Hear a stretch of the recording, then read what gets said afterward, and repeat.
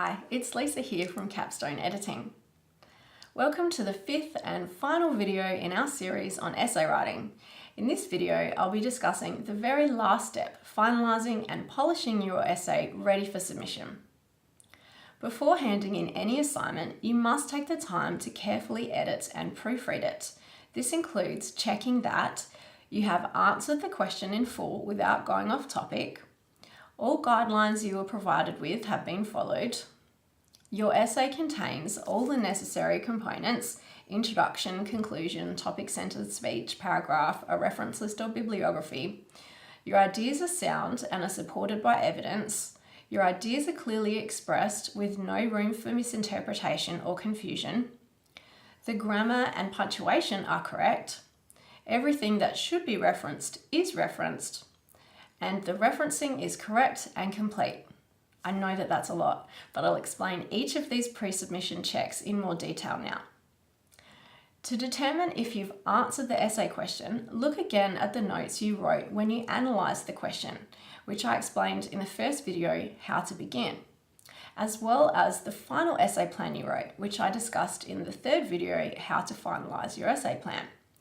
Now compare these to the essay you've written. Does your thesis statement correctly answer the question? Have you followed your final essay plan? If not, why not?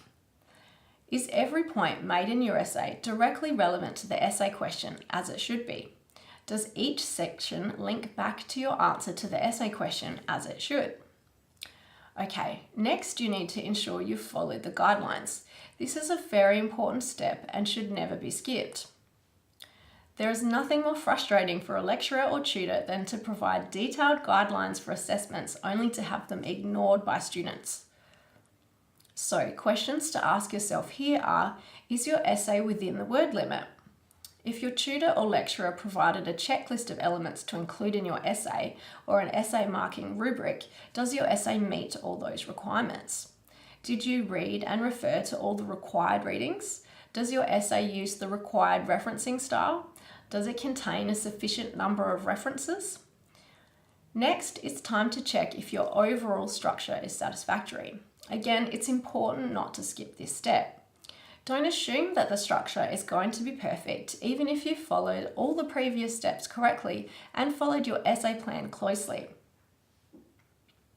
There might be something that isn't quite right about the structure that you didn't notice before, perhaps because it wasn't really evident until the full essay had been written.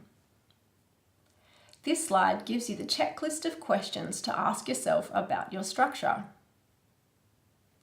Does your essay have a clear introduction and conclusion?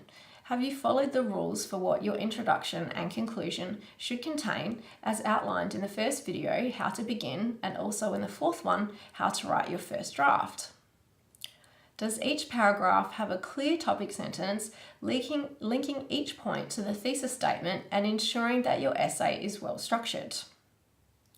Do the ideas in your essay build on one another so that your argument gains strength with each paragraph? Is there any topic, section, or paragraph that seems out of order? For example, something that, if moved, would improve the logical flow. Do you correctly use words and phrases to emphasize connections throughout your essay?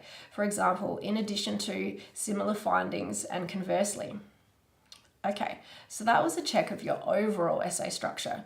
Now it's time to check your essay is well structured at the paragraph level. Looking at your body paragraphs, does each paragraph develop only one main idea? Are the body paragraphs ordered in a logical way? For example, from most to least important. Does each begin with a topic sentence that clearly states the point you'll be making in the paragraph? Do the other sentences in the paragraph directly relate to that topic, supporting it with literature-based evidence, explanation, elaboration, or examples? And drilling down even further, are your individual sentences complete and correct? Are all of your sentences complete? That is, does each make sense by itself, express one clear idea, and contain a subject and at least one verb? Are your sentences of various lengths, but with none too short or too long? Is each sentence grammatically correct? For example, have you used verb tense consistently?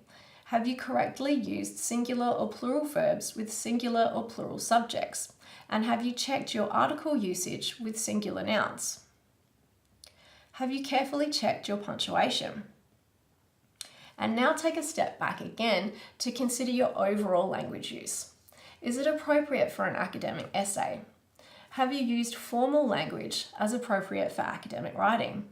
Have you avoided using colloquial language, idioms, and contractions, which are features of spoken and informal language?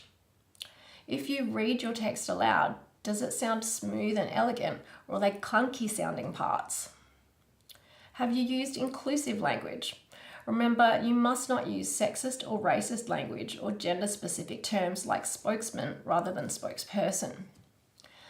Are there any words or phrases that appear a lot in your text that you could try to vary by using similar words? Where you've used conjunctions, for example, however, although, and further, have these been used correctly, and is it necessary for your meaning to use a conjunction? Sometimes novice writers think they have to start every sentence with a conjunction, but they should only be used when helpful for conveying your meaning.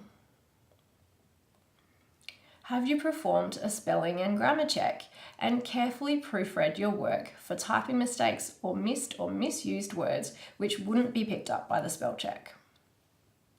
The second to last step is to check if you've referenced correctly and consistently. Have you included an in-text citation or footnote every time you've used the ideas or words of another source, for example by quoting, paraphrasing, or summarizing? For each of your in-text citations or footnotes, is there a corresponding reference list entry?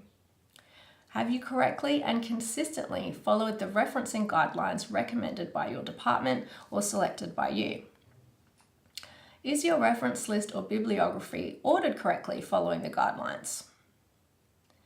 And now you've reached the final steps you need to perform prior to submitting your essay. Ensure that you have neatly formatted your essay following all guidelines provided by your university, numbered the pages of your essay attached to the requested cover sheet with all information completed and correct, and saved a copy of the final version of your assignment to a dedicated folder on your computer and an external hard drive so that you won't accidentally delete it. Saving a backup copy in the cloud and printing a hard copy is also recommended. You should keep copies of all your assignments for the duration of your degree. If you followed the steps outlined in all 5 videos in this series, you should now have a well-structured, fully researched and polished essay that's ready for submission. And if you haven't yet watched our other videos or read our articles on our blog about the specifics of academic writing and referencing, I really recommend you take some time to do so. This video series has introduced a method that you should follow for essay writing, but hasn't been able to tell you in detail everything you need to know about how to complete each step. If you'd like to receive a copy of the slides I've used in this video or any of the others in this series so that you can print them out and use them as a checklist while you're working through the steps, please send us an email at info@capstoneediting.com.au or contact us through our website and we'll send you the files. And if you need any further assistance, Capstone Editing is always here to help. Thanks for watching.